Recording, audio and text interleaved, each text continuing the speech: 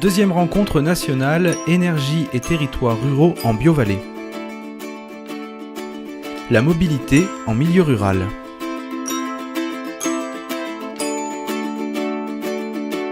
Antoine Duclou en charge du projet VAP, voiture à plusieurs pour le pays de Romans. On n'en est pas encore à la phase opérationnelle puisque c'est le 15 octobre où le système va être mis en place, enfin lancé. Donc le pays de Romans, donc nous, c'est un territoire, une communauté d'agglomération de 21 communes. La commune centre, c'est Romans, 33 000 habitants. Et le territoire fait 50 000 habitants. Donc le reste, c'est effectivement un territoire très rural avec un système d'axes qui suivent les vallées et qui rejoignent, qui convergent Romans, donc qui se prêtent bien à la mise en place de systèmes de covoiturage donc, spontané. Donc on est effectivement, nous, dans cette logique-là. Nous, on est en complément des autres modes de covoiturage, c'est-à-dire les modes longue distance ou tout ce qui concerne le régulier domicile-travail, lorsqu'il est organisé, anticipé, notamment à travers les sites internet qui sont dédiés. Donc nous, on est sur quelque chose de spontané, donc ce qu'on appelle de l'autostop sécurisé. Donc je vais vous détailler un petit peu le fonctionnement du dispositif. Donc à l'origine, c'est un concept VAP qui a été développé en Belgique il y a 4 ans. Donc on n'est pas parti de rien, justement. Le but du jeu, c'était de partir d'expériences qui ont fonctionné, qui sont déjà en cours. Il y en a d'autres en France. Il y a le réseau Pouce à Moissac. Dans le secteur plus proche en Rhône-Alpes, il y a plusieurs démarches qui s'apparentent de près ou de loin à ce dispositif. Donc je pense au Royan pour la Drôme, mais il y a aussi en Rhône-Alpes, du côté de Grenoble, des dispositifs qui sont en réflexion. Dans le Pilat, donc Rachel en parlera. Donc voilà, il y a un certain nombre de dispositifs donc, qui vont permettre de compléter, nous, ce qu'on a localement à notre disposition pour avancer de façon alternative à la voiture solo. Donc nous, on a le bus, le TAD, le train, le vélo, le covoiturage conventionnel et la marche à pied. Donc l'idée, c'est que les VAP viennent compléter toute cette panel d'outils à notre disposition pour la mobilité. Donc on va avoir donc un système en réseau, des points qui sont identifiés sur le territoire. Donc, alors quand je dis territoire, la démarche VAP a été développée et portée, animée par le pays de Romans, la communauté d'agglomération, mais en partenariat avec une autre communauté de communes qui est l'Herbasse, juste au-dessus, puisqu'il y avait une logique de bassin d'emploi, enfin de bassin de vie et d'axes de circulation. Donc c'est le réseau, je précise, est développé sur ces deux communautés. Donc on a 65 arrêts qui sont identifiés, matérialisés. Là on voit sur la photo, donc sur ce secteur-là, c'est un arrêt du Conseil général qui est repris dans le réseau VAP. Donc il est organisé selon des axes de circulation, des vallées. Donc dans le dispositif, il n'y a pas d'arrangement préalable, c'est-à-dire que les vapeurs, les adhérents au système VAP ne se contactent pas au préalable pour se donner rendez-vous. Ils se présentent de façon spontanée aux arrêts en précisant donc sur une petite ardoise, là, un petit panneau, la destination sur laquelle ils souhaitent se rendre. Donc, je détaillerai après un peu plus. Donc, ce qu'on a aussi dans le dispositif, c'est que chaque commune est un relais. Donc, c'est-à-dire le but du jeu, c'est que l'identification des points, les relais avec les associations, avec les usagers, etc., se fasse au plus près, avec le maximum de proximité. Donc, c'est pour ça qu'on a un référent par commune. J'y reviendrai. Un réseau dense des membres, oui, donc ça c'est effectivement quelque chose d'indispensable pour la réussite des rencontres sur la route, c'est qu'il faut effectivement que pour que le système fonctionne, on ait suffisamment d'adhérents pour que ça fiabilise le système. Et pour finir, donc c'est un projet citoyen puisqu'il va fonctionner avec le bouche à oreille, en utilisant les réseaux sociaux et en assurant le maximum d'animation. Les points d'arrêt sont situés sur des lignes, ce qu'on appelle nos lignes de covoiturage. Donc les points VAP, donc là c'est une carte dynamique qui est accessible sur le site vap-drome.fr. En fait, quand on zoome sur les arrêts, on a le visuel de l'arrêt. Donc ça permet de bien le situer.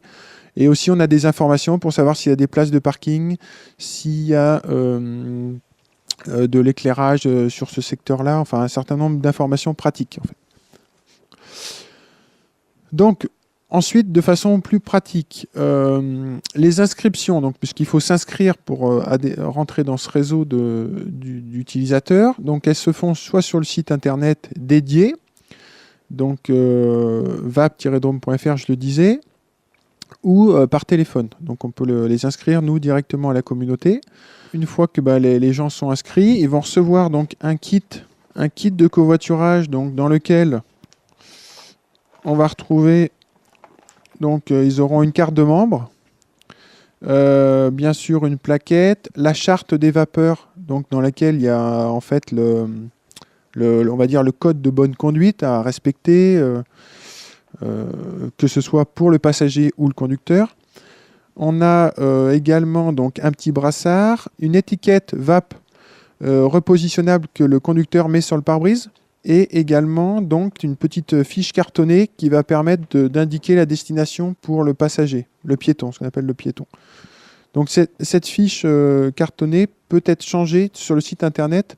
On a déjà la maquette, il a plus qui est préparé. En fait, il n'a plus qu'à rentrer sa destination. S'il veut avoir plusieurs destinations, qu'il veut changer, ça se fait directement sur le site internet. Donc ce kit est envoyé gratuitement. Il y a également un brassard fluorescent. Et donc, je crois que j'ai fait à peu près le tour pour le kit. Donc, il est envoyé au domicile du vapeur ou de la vapeuse directement, gratuitement. Donc, ensuite, le piéton, une fois qu'il a reçu ce kit, bien sûr, aura repéré l'arrêt qui le concerne, et ensuite, il n'a plus qu'à se rendre à l'arrêt pour indiquer sa destination et se faire prendre par un automobiliste du réseau VAP. On a un système de recommandation pour la participation aux frais qui est forfaitaire en fonction de tranches de kilométrique, c'est-à-dire entre 0 et 10 km, c'est 50 centimes, entre 10 et 20, 1 euro, et entre 20 et 50, 2 euros. Intramuros à Romans, c'est la gratuité qui est recommandée. Après, les vapeurs, dans la charte, c'est bien précisé, ont la possibilité de s'arranger, c'est-à-dire de dire je prends mon véhicule demain, on alterne, ou d'autres modalités. C'est encore là, une fois de plus, c'est une recommandation, c'est pas quelque chose d'obligatoire. Pour l'instant, le dispositif est ouvert uniquement aux adultes, enfin aux personnes majeures. Les Belges, eux, ont fait un VAP ado qu'ils ont développé une fois que le système était bien en place. Mais pour l'instant, donc, les gens agissent sur leurs responsabilités et reconnaissent être majeurs. Alors, le rôle des communes, oui. On a un référent par commune. On a des comités d'animation qui se réunissent régulièrement pour définir justement de la démarche, de faire les choix et éventuellement ajuster en fonction d'un certain nombre de remarques. Les inscriptions donc, peuvent se faire également en mairie. On a donc les référents qui sont des vrais relais. Donc ça, c'est très important parce que on voit bien que ce dispositif, il marche que s'il y a de l'animation et c'est pas une seule personne qui va pouvoir animer sur tout le territoire. Il faut effectivement que tous les référents, tous les relais locaux puissent être utilisés. Et puis, ils permettent d'assurer, ce que je disais tout à l'heure, un suivi au plus près. Dans les petites communes rurales, finalement, tout le monde se connaît et le référent permet d'assurer du lien. Donc nous, voilà, les outils et le plan de communication qu'on utilise pour développer les VAP, c'est d'abord les bulletins municipaux. Donc chaque commune fait part du dispositif dans ses bulletins. Les journaux des communautés, donc Pays de Romans et l'Herbasse. Le blog du plan climat, puisque c'est une action qui s'inscrit dans le cadre d'un programme d'action énergie-climat du territoire de Romans. Les associations, donc, elles ont à leur disposition, les associations, un kit de communication. Donc, c'est en fait des grandes affiches qui expliquent le dispositif, la carte avec tous les points d'arrêt, et puis, en gros, une autre affiche également qui présente les grands avantages du dispositif, ainsi que t-shirts, casquettes, etc., pour pouvoir être bien visible sur les stands, lorsqu'il y a par exemple des forums des associations, des choses comme ça. Donc on tient à disposition ce kit-là qui sera dans les prochaines semaines, qui sera opérationnel. Donc la presse locale, bien sûr, les conférences de presse, bon, tous les outils classiques, brochures, etc. On a fait aussi des tractages donc, le matin et le soir au rond-point lorsqu'il y a beaucoup d'encombrement sur la périphérie de Romans. Donc on a distribué des flyers sur le dispositif. Donc ça a bien marché. Les sites internet, enfin voilà, on utilise tous les outils possibles pour assurer et diffuser au maximum l'information sur le dispositif, sur le projet.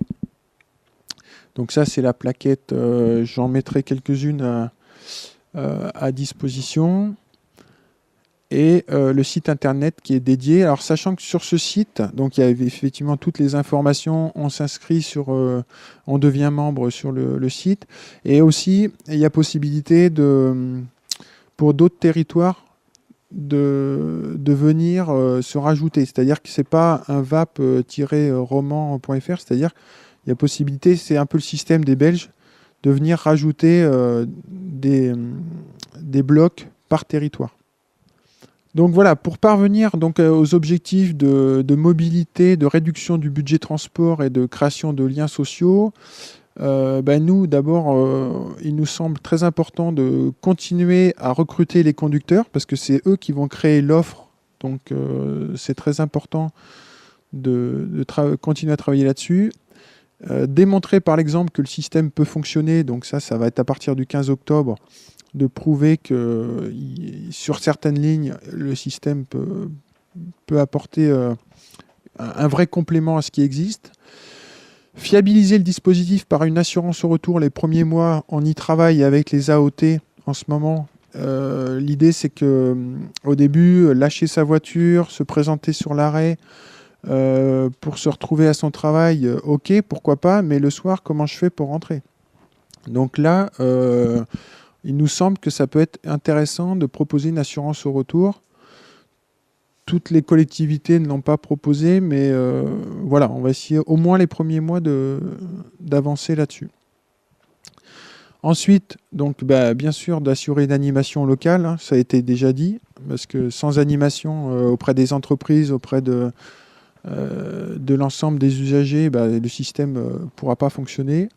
Et puis de continuer à travailler en réseau avec les autres collectivités engagées, parce que là aussi c'est intéressant, comme aujourd'hui, de pouvoir échanger des bonnes pratiques et des idées. Juste une petite précision, donc nous, sur les arrêts proprement dit, la signalétique sur les arrêts, donc on va retrouver sur chaque point d'arrêt un petit mode d'emploi qui explique ce qu'est les VAP, parce qu'on ne voulait pas laisser uniquement un panneau VAP.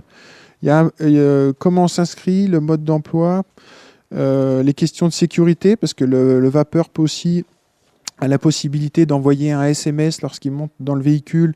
Ça permet d'assurer aussi en précisant soit le numéro de la plaque d'immatriculation ou le numéro de membre du vapeur qui est inscrit sur l'étiquette repositionnable. Bon, un certain nombre d'informations pratiques sur le dispositif qui seront sur chaque point d'arrêt. Après, donc, on a le panneau qui précise le nom de l'arrêt. Donc ça, c'est des panneaux qui vont être mis sur les panneaux du Conseil général, en accord avec eux, parce qu'on a des points communs avec des points du réseau départemental de transport ou de notre réseau local VRD de transport. Et puis, on a des points propres en fait au VAP, des endroits où le réseau de transport ne suffisait pas. Il fallait créer des points d'arrêt VAP, où là, on a des panneaux de ce format-là. Sur les 60, on a à peu près une vingtaine de points comme ça. Mais c'est quelque chose de très, très sommaire finalement, et qui ne demande pas un gros investissement, puisque c'est du contreplaqué avec juste des autocollants. et puis des poteaux qui ont été fixés. Enfin voilà, on voit que notre système, ce système VAP ne demande pas un gros investissement au départ, il demande simplement des moyens d'animation.